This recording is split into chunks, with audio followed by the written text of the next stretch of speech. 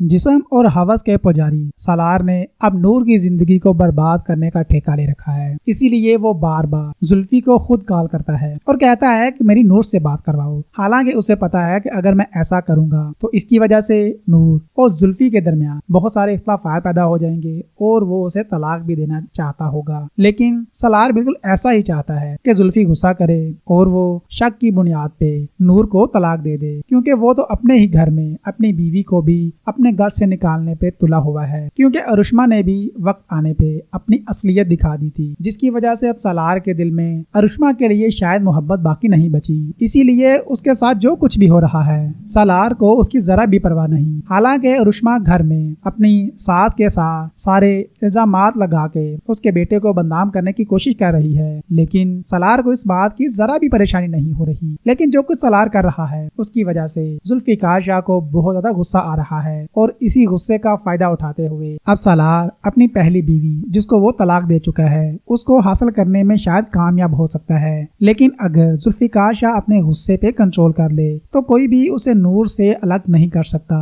लेकिन जब तक ये बात जुल्फिकार शाह को रियलाइज होगी उस वक्त तक शायद बहुत ज्यादा देर हो चुकी होगी। आप सबके ख्याल में क्या सालार को अपने मकसद में कामयाब होना चाहिए?